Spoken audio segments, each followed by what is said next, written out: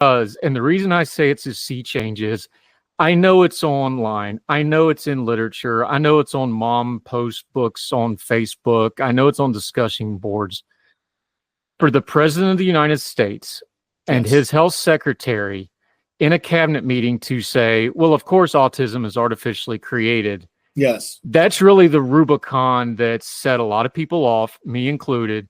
And I tweeted it and I said, there goes 50 years of progress. Because when those people say that and give credence to that, am I being hyperbolic? Because that's sure how I felt.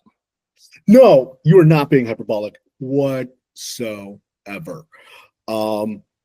So let's back up. So, in the past, in the 1990s and the 2000s, when Andrew Wakefield, the British physician, put out his study and in the Lancet, placing it, speculating about a tie between vaccines and autism, it was somewhat understandable that this was that this would be something that was entering the sphere. Barack Obama speculated about it on the campaign trail. John McCain did, but that was because that was just generally that was out there, and it hadn't been. And then only a few years later, Wakefield lost his medical license, and then that Lancet study got retracted. And for those who don't know, the Lancet is, I think it's fair to say, the premier British medical journal. And therefore one of the most premier journals in the world. But to have the President of the United States and his HHS secretary say that is unconscionable. And so this is the point that I want to make. And you made this point, but I'm going to say it.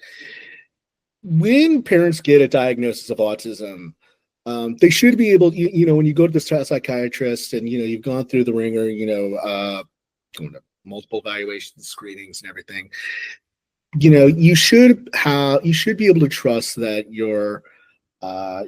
that government websites are credible.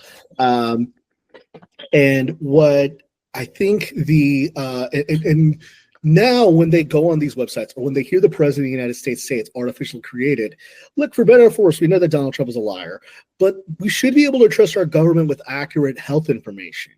And when the President of the United States and when the HHS Secretary says, this is going to, you say it erodes 50 years of progress, it's going to lead parents down a rabbit hole of bad information and faulty treatments.